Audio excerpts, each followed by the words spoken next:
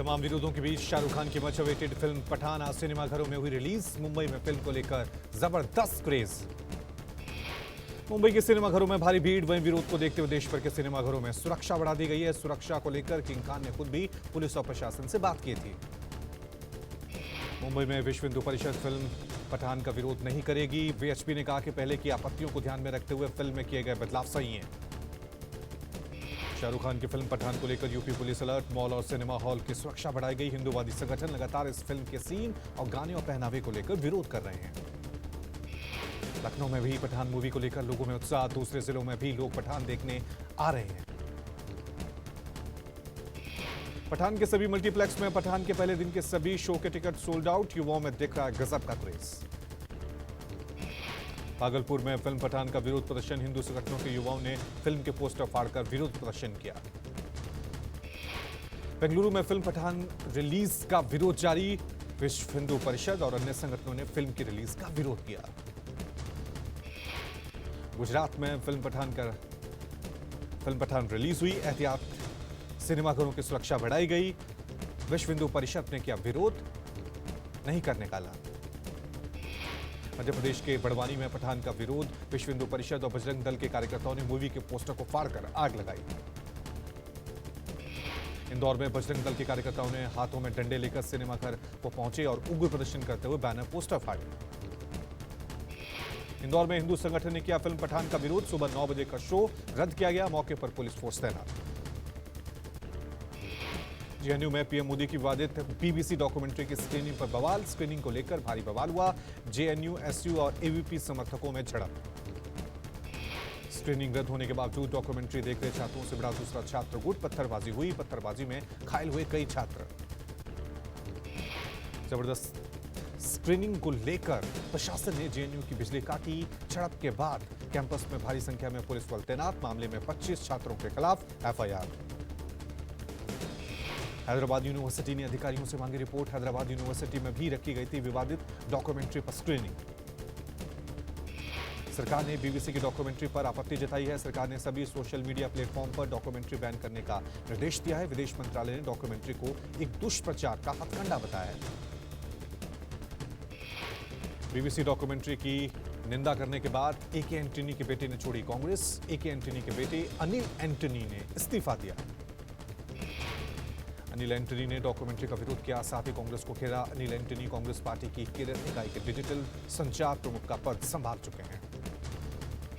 Anil Antony ने tweet किया, कहा मुझ पर एक ट्वीट को वापस लेने के असहिष्णुता से दबाव बनाया जा रहा था, वो भी उनकी तरफ से जो अभिव्यक्ति की आजादी के लिए खड़े होने की बात करते हैं। हरियाणा में गन्ने को लेकर सरकार और किसानों में तकरार जारी। यमुनानगर में किसान यूनियन कर रहे हैं सीएम का विरोध।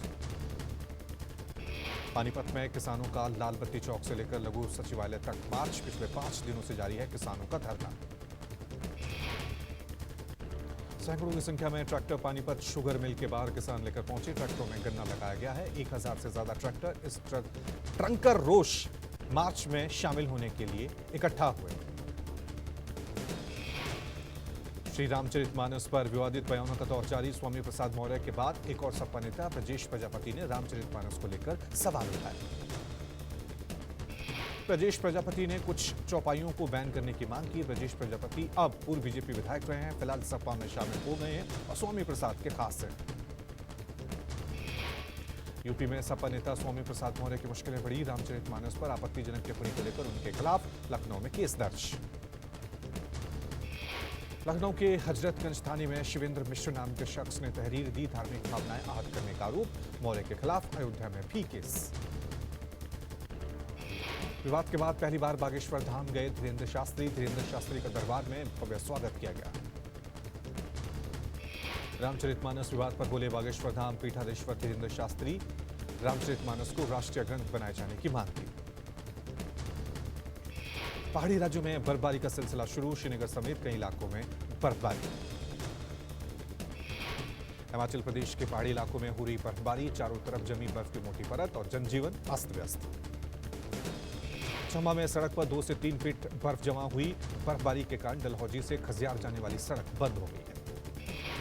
उत्तराखंड में मौसम ने बदली करवट। बद्रीनाथ, केदारनाथ समेत ऊंची चोटियों पर बर्फबारी हुई, चारों तरफ बर्फ की मोटी परत। उत्तरकाशी, चमोली और पिथौरागढ़ में भारी बारिश और बर्फबारी को लेकर येलो अलर्ट। देहरादून, टिहरी, पौड़ी, नैनीताल में बारिश की संभावना। भारत जोड़ो यात्रा का आज 131वां दिन। राहुल गांधी ने भारत जोड़ो यात्रा की शुरुआत रामबन से की। 30 जनवरी को खत्म होगी यात्रा। भारी बारिश और भूस्खलन के चलते थोड़ी देर बाद रोकी गई यात्रा। दिल्ली वापस लौट रहे हैं राहुल। 27 को वापस जाएंगे जम्मू कश्मीर। 26 जनवरी यानी कल से हाथ से हाथ जोड़ो अभियान शुरू करेगी कांग्रेस। हाथ से हाथ जोड़ो का लोगो भी जारी किया गया था। यात्रा के संदेश को कोने कोने तक पहुंचाने के लिए काम में जुटी कांग्रेस आज से देश भर में प्रेस कॉन्फ्रेंस कर रही है। 2 महीने तक चलने वाले इस कार्यक्रम में 2.5 लाख ग्राम पंचायत, 6 लाख गांव, 10 लाख वोट शामिल होंगे। हाथ से हाथ जोड़ो यात्रा में प्रियंका की अहम भूमिका होगी। राहुल गांधी अगले महीने फरवरी में उत्तराखंड के जोशीमठ का दौरा करेंगे। भूतसाव से जूझ रहे शहर का जायजा लेने के साथ राहुल पीड़ित परिवारों से भी मिलेंगे। राहुल गांधी के प्रस्तावित जोशीमठ दौरे का बीजेपी ने किया विरोध। बीजेपी ने कांग्रेस पर दोहरा चरित्र अपनाने का आरोप लगाया। लखनऊ में हुए बिल्डिंग हादसे के बाद बड़े एक्शन की तैयारी में प्रशासन। दोपहर तक लखनऊ में यजदान बिल्डर समेत बाकी अवैध निर्माण की पहचान की जाएगी। फिर चलेगा बुलडोजर। लखनऊ आयुक्त और एलडीए उपाध्यक्ष रोशन जैकब ने हादसे के बाद कड़ी कार्रवाई के निर्देश दिए। यजदान बिल्डर्स की अवैध इमारतों की पहचान के बाद ध्वस्तीकरण के आदेश। सपा सरकार में कद्दावर मंत्री रहे शाहिद मंसूर के बेटे नवाजिश और तारिक पर एफआईआर के निर्देश दे दिए गए। नवाजिश मंसूर को मेरठ से हिरासत में लिया गया है। लखनऊ में कल 5 मंजिला इमारत गिरने से बड़ा हादसा हुआ। मौके पर राहत बचाव कार्य जारी। मलबे से अब तक 13 लोगों को निकाला गया। सपा प्रवक्ता की मां की मौत हुई। मलबे में अभी भी लोगों के दबे होने की आशंका है। पुलिस के मुताबिक मलबे में फंसे लोगों से लगातार बातचीत जारी है। लखीमपुर खीरी हिंसा मामला, गृह राज्य मंत्री अजय मिश्रा टेनी के बेटे आशीष मिश्रा को सुप्रीम कोर्ट ने जमानत दी। 8 हफ्ते की अंतरिम जमानत। सुप्रीम कोर्ट का आदेश, जमानत मिलने के 1 हफ्ते के भीतर यूपी छोड़ना होगा। यूपी या दिल्ली में नहीं रह सकेंगे आशीष मिश्रा। राष्ट्रपति द्रौपदी मुर्मू 74वें गणतंत्र दिवस पर आज राष्ट्र को संबोधित करेंगी। गणतंत्र दिवस पर यह उनका पहला भाषण होगा। संबोधन शाम 7 बजे प्रसारित किया जाएगा। इजिप्ट के राष्ट्रपति अब्देल फतह अल सीसी को राष्ट्रपति भवन में गार्ड ऑफ ऑनर दिया गया। राष्ट्रपति द्रौपदी मुर्मू और प्रधानमंत्री नरेंद्र मोदी ने मिस्र के राष्ट्रपति अब्देल फतह अल सीसी का स्वागत किया। इजिप्ट के राष्ट्रपति अब्देल फतह अल सीसी गणतंत्र दिवस समारोह में मुख्य अतिथि हैं। इजिप्ट के राष्ट्रपति को गणतंत्र दिवस पर मुख्य अतिथि के रूप में पहली बार आमंत्रित किया गया है। महादेई नदी के जल के लिए जारी विवाद को लेकर मुख्यमंत्री प्रमोद सावंत का दावा। कहा, कोई कुछ भी कहे, हम अपने फैसले पर अड़े। प्रमोद सावंत बोले, महादेई के जल के लिए कानूनी लड़ाई लड़ेंगे। सावंत ने कहा कि सरकार कानूनी, तकनीकी और राजनीतिक मोर्चों पर प्रयास कर रही है। केंद्रीय कानून मंत्री किरण रिजिजू ने सुप्रीम कोर्ट कॉलेजियम की कार्यशैली पर सवाल उठाए। रिजिजू ने कॉलेजियम को मिली खुफिया एजेंसियों के सीक्रेट इनपुट सार्वजनिक किए जाने को गंभीर लापरवाही बताया। एयर इंडिया में विमान में शराब परोसने की नीति में बड़ा बदलाव। नए नियम के मुताबिक एयरलाइंस के शराब परोसने पर भी फ्लाइट में शराब पी जा सकेगी। गुजरात के सूरत में एक कार चालक ने बाइक सवार दंपति को 12 किलोमीटर तक घसीटा। हादसे में पति पत्नी की मौत। 18 जनवरी की घटना, वीडियो सामने आया। पुलिस ने आरोपी कार चालक की पहचान की। पाकिस्तान में पीटीआई नेता फवाद चौधरी गिरफ्तार। लाहौर पुलिस ने गिरफ्तार किया। इमरान की भी हो सकती है गिरफ्तारी। फवाद ने इमरान खान के आधिकारिक निवास जमान पार्क के बाहर शरीफ सरकार को चुनौती दी थी। इसके बाद वो घर लौट रहे थे, तभी लाहौर पुलिस ने उन्हें गिरफ्तार किया। फवाद चौधरी पर चुनाव आयोग को धमकाने का आरोप है। पाकिस्तान के चुनाव आयोग ने इमरान खान, फवाद चौधरी और असद उमर के खिलाफ गिरफ्तारी वारंट जारी किए थे। देर रात उत्तर भारत के कई इलाकों में हल्की बूंदाबांदी के साथ तेज हवाएं। मैदानी इलाकों में बारिश का असर पहाड़ी राज्यों में देखने को मिल रहा है। वेस्टर्न डिस्टर्बेंस के सक्रिय होने के चलते मौसम में तेजी से बदलाव हुआ। दिल्ली के दक्षिण पश्चिमी हिस्सों में भी तेज हवाएं चलने के साथ बूंदाबांदी। मौसम विभाग ने आज भी हल्की बारिश का अनुमान जताया। वहीं जम्मू कश्मीर, हिमाचल प्रदेश, उत्तराखंड में बर्फबारी का अलर्ट। यूपी में मौसम ने फिर ली करवट। लखनऊ में हल्की बारिश हुई। नोएडा, गाजियाबाद, पूर्वांचल के कई इलाकों में बादल छाए।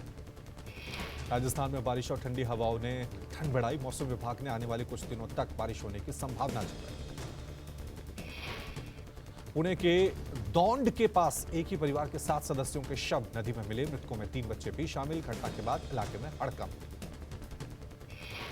शुरुआती जांच में हत्या की आशंका जताई जा रही है। पुलिस ने 4 लोगों को हिरासत में लिया, पूछताछ शुरू की।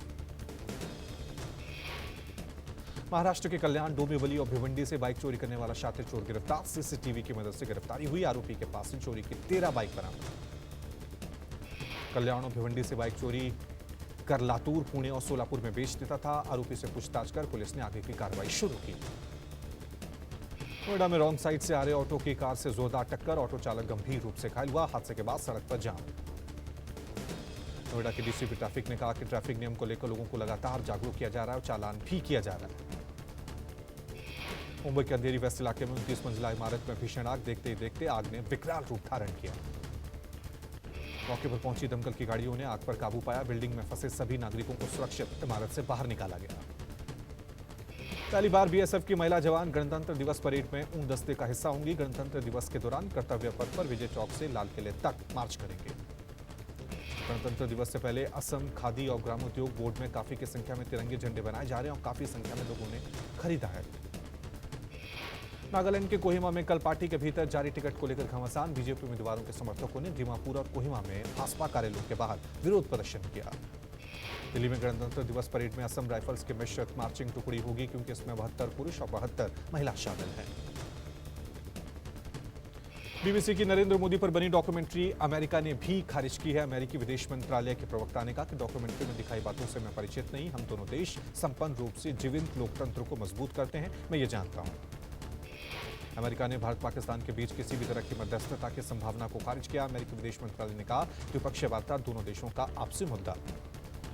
अमेरिका के पूर्व विदेश मंत्री माइक पोम्पियो का बड़ा दावा। अपनी नई किताब में पोम्पियो ने दावा किया कि बालाकोट सर्जिकल स्ट्राइक के बाद पाकिस्तान ने भारत पर परमाणु हमले की तैयारी की।